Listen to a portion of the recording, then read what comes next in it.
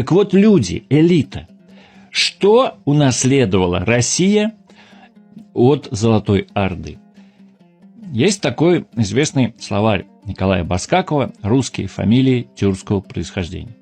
Вот вы загляните туда и посмотрите, и перечислите эти фамилии, и вы увидите, что они составляют цвет русской культуры и истории. Ну, смотрите сами. Русские фамилии татарского, тюркского происхождения.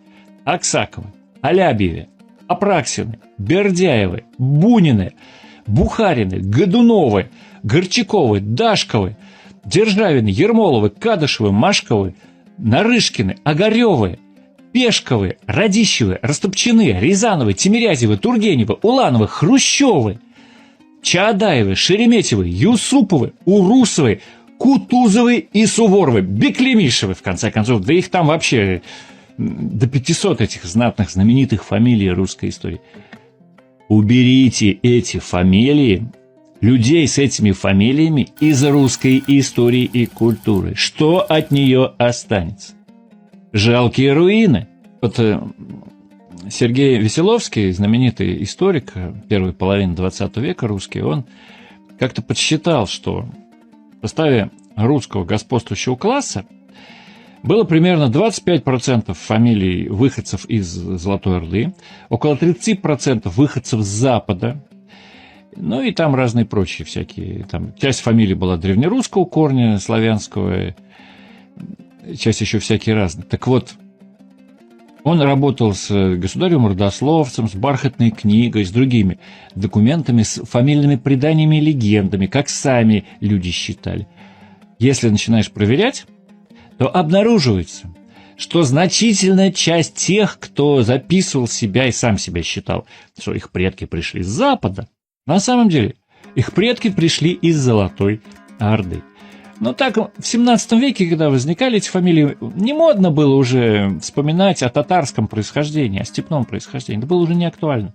А вот с Запада, ну и писали вот, что предок вышел из прусов. Ну, например, Кутузовы, Суворовы, Беклемишевы так считали. Суворов считал, что он вообще родом швед.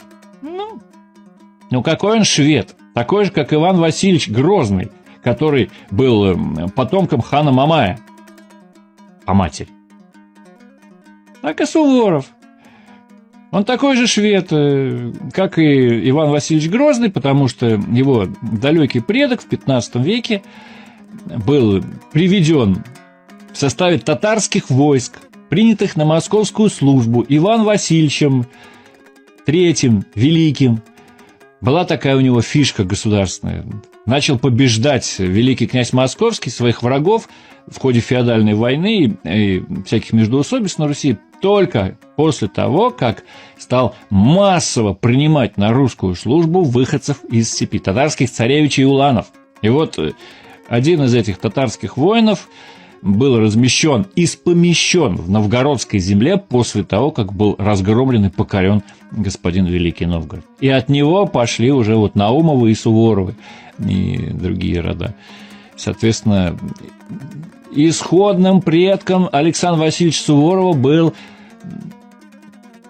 татарский воин.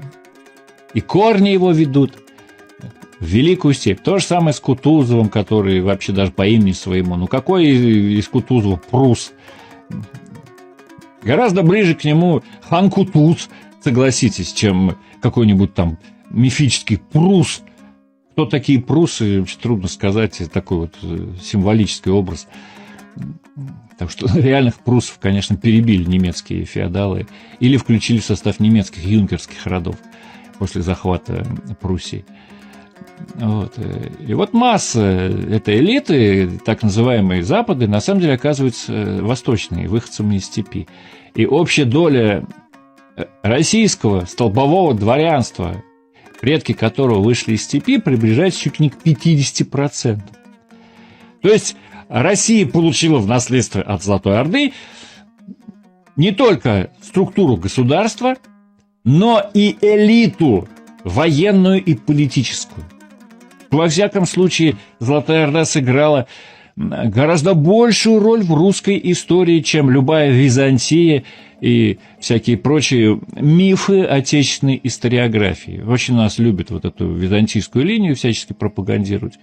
Ну, что понятно, потому что изначально именно греки составляли основную часть кадров Русской Православной Церкви, в их руках находилось летописание, естественно, они свои представления вольно или невольно транслировали, объясняя и описывая русскую историю.